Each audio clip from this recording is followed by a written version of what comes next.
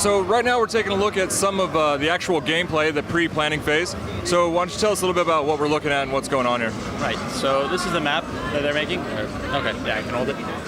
So you're seeing the map. Red and blue team are both mapping out their plans. Looks like red has drawn a pretzel and an 8, but they're mostly choosing where they're going to stand to defend this room, trying to get some angles on the doors that they're likely to breach from.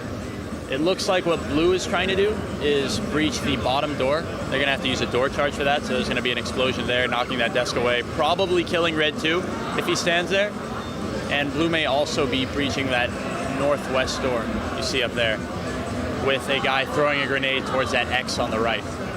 That should maybe kill red 1 and red 2, depending on how far they throw it. If he throws it just short of that X, then he might have a shot at killing red 1. Depending on what else they decide to do, it looks like blue might also be trying to go through the right door, and that guy is going to try and cover red 1. Yeah, I can really see how this planning phase would be extremely important in a game like this. Yeah. And it seems really intuitive. Like, it's not very hard to work with. It's just basic drawing on the overlay of the map. Yeah, it's pretty simple, actually.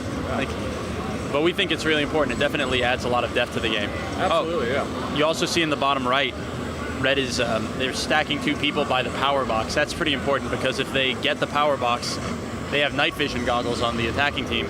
They can just shut off the lights and pretty much like leave you helpless and kill all of you. So let's see how it plays out. I am not sure if they're still going to breach the right door, but the explosion down bottom is going to be pretty cool. That desk is going to go flying, and red is drawn a nice X face and some things on the map. Maybe, you know, kind of a prediction of things to come.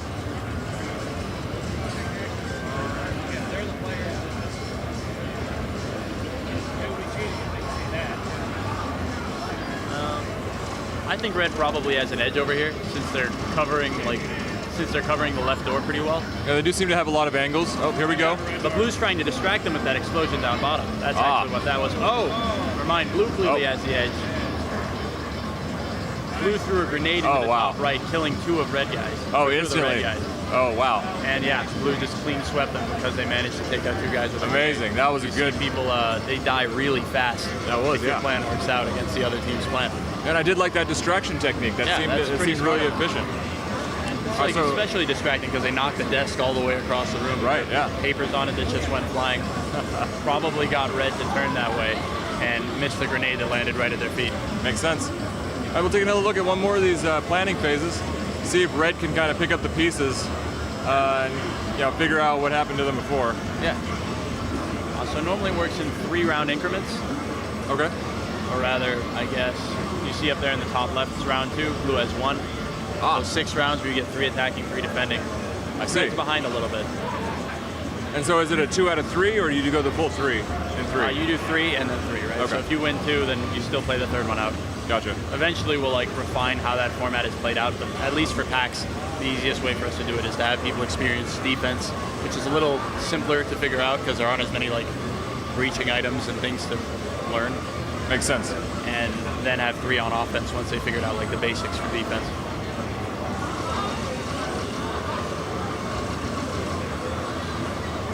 So what else can the characters be doing in the planning phase? They'll mostly be picking up items and positioning themselves. There's not much you do other than make a coherent plan and try to figure out how your opponents are going to try to breach the room or how they're going to defend it. Gotcha. You see blue, some of their plans are one guy is going to look to the left, another guy's going to look to the right in that north door, or rather maybe that guy is just going to open it, look around, which I think might get him shot, but we'll see. Looks like 2 and 3, so that's 2 people. I'm going to try to breach the top, maybe throw a flashbang grenade and charge in.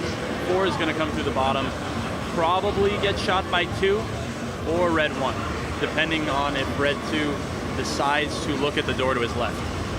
Yeah. If they decide to blow up that bottom door, though, red 2 might actually just die instantaneously. It seems like they're both blue and red are targeting that bottom door. I'm not really sure what that's about. Something to keep an eye on. Probably because they got... Oh, here we go. I know what that is. Red also has the option to blow up any of the thin walls on the map. So they think they're going to try to blow that wall up. That'll shove the desk out of the way and allow them to charge in that way. I'm not sure. That's not what they're doing at all. But they probably circled it thinking about it, and decided not to go with Kind it. of a discussion. Yeah, just didn't end up erasing it before deciding what. Oh, you're gonna race too? Okay. Yeah, of course. All right. It'd be pretty bad to just like Yeah, absolutely. come up with bad plans and end up with all these scribbles on the map. Oh, here we go. Okay, yeah, I think red's probably got an edge. Oh no, never mind. I think blue has an edge for sure. Red's all pinned to the right. Blue's got the whole left side clear. Oh yeah, they're already Blue's got 3 guys in there. Naturally, the attackers have more powerful guns in this situation. See, blue just clean swept them. Red didn't kill a single person. Interesting. And yeah, they just cleared that right out. There's also another interesting dynamic in here that hasn't taken place, but when you kill people, you can pick up their items, and they carry over to the next round. Oh, really? So in the case of when the defenders kill the attackers, if the attackers were using, say, like if they didn't use a grenade, they have a riot shield or night vision goggles, the defenders can pick those up and use them against the attackers next round. Wow, that's really effective. Yeah, that can't actually happen in this next round because they're going to switch sides, so anything they pick up won't matter. Attackers can also pick up items, but the defenders have like less to work with in general, so there's not much they would want to pick up. Okay. But a grenade that you take while on defense can have devastating effects against attackers. Gotcha. And I just wanted to mention from before, I said this is a first-person shooter. Right now we're taking a look at the planning phase and the overall map view of the game. There is definitely a first-person aspect to the game, and we're just kind of not focusing on that at the moment. I'll say it's probably like 50% first-person shooter and 50% like planning out how you're going to play as a first-person shooter. Well, definitely, I would say, yeah, definitely a 50-50, because if you don't plan it properly, then yeah, you're just going to get shot in the face. Okay, so it looks like what's happening here is red has positioned someone by a door, that red door. Because you have a limited amount of resources to attack these rooms in the 3 rounds, I believe blue has used all of their door charges, so they're not going to be able to hit red 2 where he's standing. Red 3 is kind of in a dangerous position. It looks like blue is going to be throwing a grenade up there, but red 2 might be able to cover him. And I'm not sure what's going on in the bottom. Oh no, I know what's going on in the bottom, and red's figured it out too. They suspect that blue is going to blow up that wall in the bottom right, and they've got 2 guys covering it. So maybe that's going to work out for him. And so yeah, it's great that we actually we get to see here the procedural generation, as you mentioned before, and how it can just kind of play a different role every time a new game starts. I'm kind of surprised they're not drawing anything humorous on the map right now.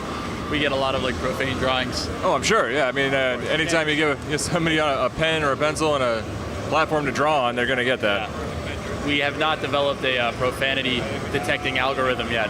That might be tough. Nor do I think we'll ever be able. Yeah, I don't think so. Yeah, give someone the ability to draw.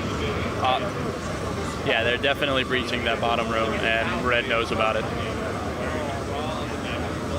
I think red has the edge here because blue has used so many resources in the previous rounds. Well, they need it because they've been demolished this past 2 rounds. This is true, but they'll have a chance to come back when they're on offense. Oh, never mind. Blue landed a pretty clutch grenade and killed 2 of red, so now blue definitely has an edge. Oh. Yeah. Oh man. Blue really swept up. Right. If you get a well-placed frag grenade in a situation like that and manage to kill 2 people, and the frag grenades have pretty wide radius. You see it managed to kill both. I believe that's red 4 and red 1, I believe. Yeah. 1. Yeah. Just like despite having a pretty large size. Now as you see, blue is on defense. Excellent. So now they switch teams, and it's going to be pretty much the same thing. They'll get all their renewed resources, and now they're trying to attack the opposite team. That's excellent.